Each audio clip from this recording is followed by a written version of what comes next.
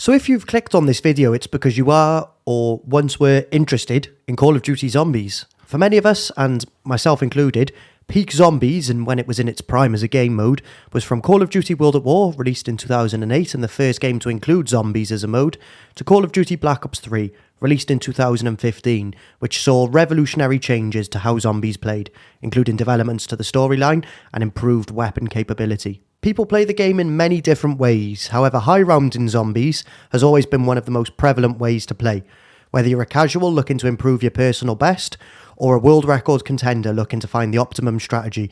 There's some things that just are inevitable in your game. Number 1, the zombies getting stronger with each round. Number 2, the max round being achievable in the Black Ops series from 1 to 3 being round 255. I'll be making a separate video on why round 255 is the max round. Today, however, we're going to look into how the zombies' health system works and how strong the zombies get with each passing round. The zombies' health increases based on a formula which is coded within the game itself. This is the formula. In this formula or function, N will represent the round number. The first part of the formula calculates how the zombies' health increases through rounds 1 to 9. With N representing the round number, we multiply 100 by 1 and then go ahead and add 50, which means we get the answer of 150 because 100 times 1 is still 100 and then we add the 50 on top.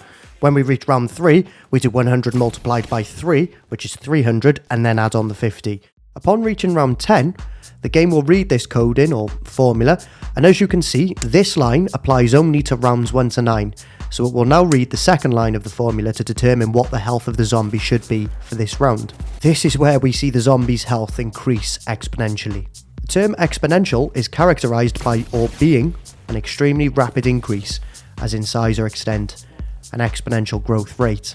So to break this down for you, the zombie's health is 1.1 times higher than the previous round's health. To put this simply, as we know, on round 9 the zombie's health was 950, so we multiply this number by 1.1, which gives us health of 1045 on round 10. As we progress, the zombies get 10% stronger based on what they were on the previous round. When we reach round 11, we multiply the round 10 health of 1045 by 1.1, which gives us an answer of 1149.5.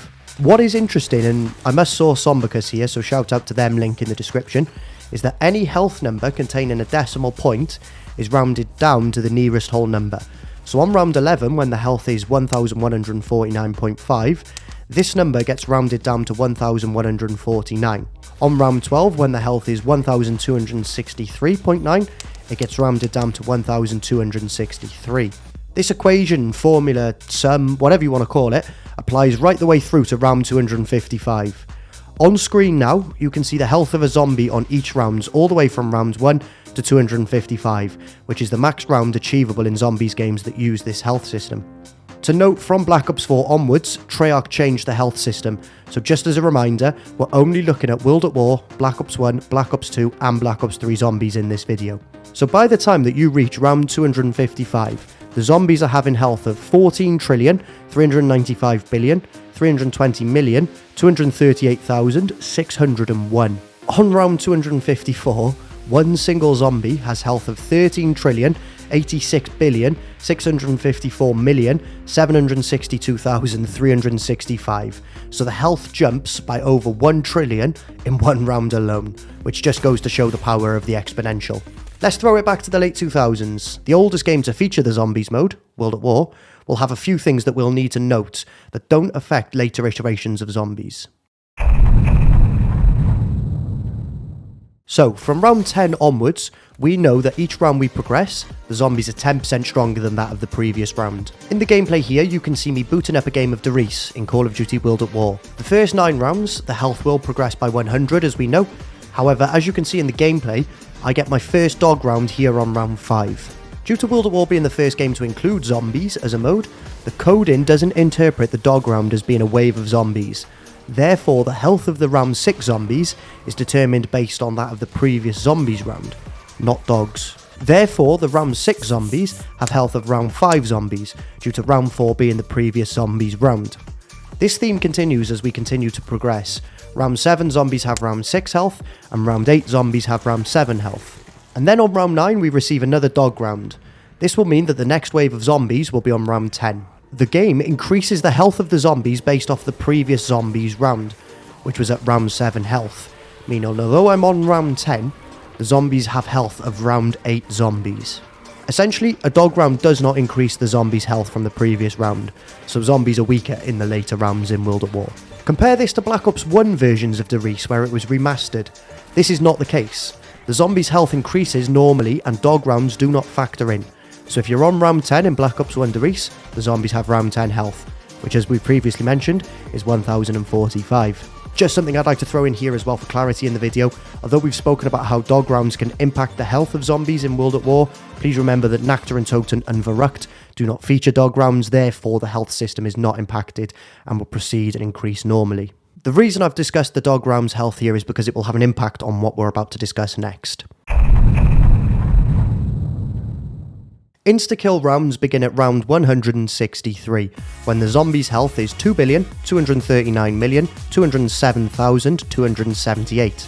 Now, I'll be making another video on the channel soon, which will delve into how the game is coded and why things are the way they are in COD Zombies games soon. With that being said, the health of the zombies at round 162 is 2,035,642,980, and this increases to the aforementioned number 2,239,207,278 at round 163. It is important to know how the game processes data. The game uses a data type known as an integer when calculating the zombies' health. An integer, in this instance, is comprised of 32 bits and based on the binary language. Essentially, we can have a combination of 32 ones and zeros, which will give a number. The largest possible number that can be written in 32-bit is 0111 1111 1111 1111 1111 1111 1111 1111, which gives us the value of 2,147,483,647.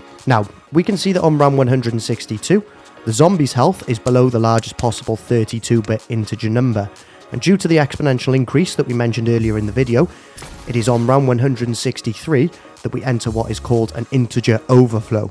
In computer programming, an integer overflow occurs when an arithmetic operation attempts to create a numeric value that is outside of the range that can be represented with a given number of digits, either higher than the maximum or lower than the minimum representable value. An overflow condition may give results leading to unintended behaviour. In particular, if the possibility has not been anticipated, overflow can compromise a program's reliability and security. Big up Wikipedia. Because the zombies' health at round 163 exceeds the maximum number in the 32-bit system, we see an integer overflow, resulting in the zombies' health being in the negatives, creating the insta-kill illusion. However, it isn't an illusion. The game doesn't know what to do with the zombies' health when it is in negative values, and instead resets the zombies' health to round 1, meaning pretty much most weapons are viable as the zombies will die within 1 to 2 shots of any gun. Now, Treyarch fixed this bug in the coding with the release of Black Ops 2 and also Black Ops 3, as a result meaning insta-kill rounds do not exist on these games, as you can see from the gameplay on the screen here. Remember, however, when I spouted all that information at you in regards to how dog rounds impact the zombies' health in World at War? Well, insta-kill rounds do exist within the World at War versions of Shinonuma and Derice. However, these two maps contain dog rounds, meaning the health increasing beyond the maximum 32-bit sign integer value is delayed beyond the normal round to 163 due to the dog rounds not increasing the zombies' health, something I explained earlier. To test this, I played a game of Shinonuma on World at War. Because this map has dog rounds, my insta-kill rounds won't begin at round 163. I had 44 dog rounds between rounds 1 and my first experience of insta-kill rounds on round 211. The gameplay on screen that you've been watching does confirm that the insta-kill rounds do not begin on round 163 and instead started on round 211. Something to note as well is that no one has ever experienced insta-kill rounds on World at War Derice either. The world record currently sits at round 194 by Tails Can Fly. Also, the 4-player record sits at round 72 by myself. Hypothetically, if we gave you round 5 dogs and then 4 rounders all the way to the current record in a Derice game, you would have 48 dog rounds, which you can see on screen now. This means you'd bypass or skip 48 increases to the zombies' health, so rather than getting your insta-kill rounds on 163, they'd begin on 211, because 163 plus 48 equals 211. So guys, that is how strong a round 255 zombie is.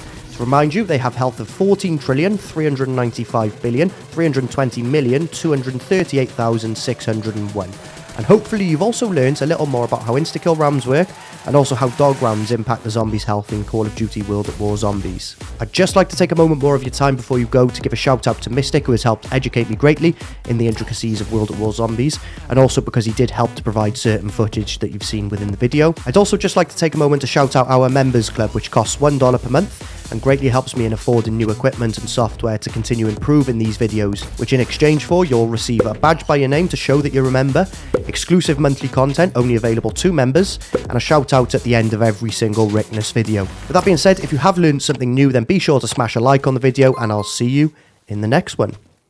Cheerio.